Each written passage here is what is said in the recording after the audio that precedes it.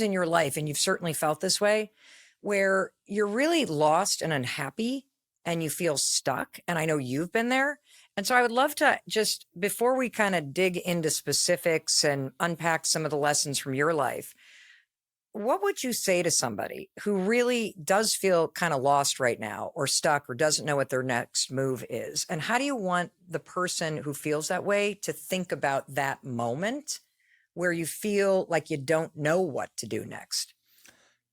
I love what you asked there, because you said, how would you like someone to think about that moment? What I'd like people to remember is that you're not stuck. You're actually grieving a past version of yourself. So there's a part of you that's died, that actually you left behind a long time ago, but there's a part of you that still misses it. You still want things to be the same. You still want things to be that way. And that keeps pulling you back. And that's actually blocking you from making the next move. It's stopping you because life used to be this way, or life used to feel this way. And so we're stuck, not because we don't know what to do next. We're stuck because there's a part of us that wants to hold on to what we have here. There's a beautiful Zen teaching that says, what's holding you back is what you're holding on to. And I think if people think about that for a second, what are you holding on to that's holding you back?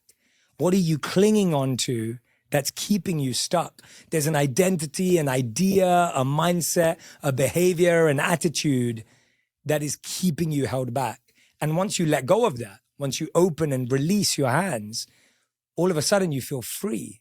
So what identity, what habit, what mindset, what expectation are you letting yourself be held back by, that if you were to let go of, you could easily move forward?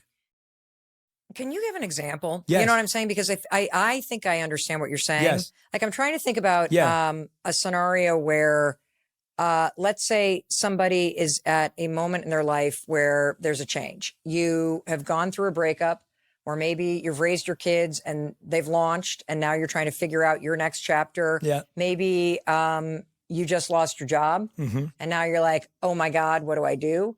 What are the kinds of things that people hold on to that you may not realize this is what you're actually holding on to? Yes.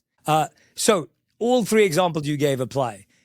If you've raised your kids and they've left the house, there's a part of you that misses what the home felt like with their energy. And now you spend all your day thinking about all the memories in the corners. You look in this corner and you remember your child growing up. You look in this corner and you remember Christmas dinner. You look at this place. So you're constantly surrounding yourself with an identity that no longer exists.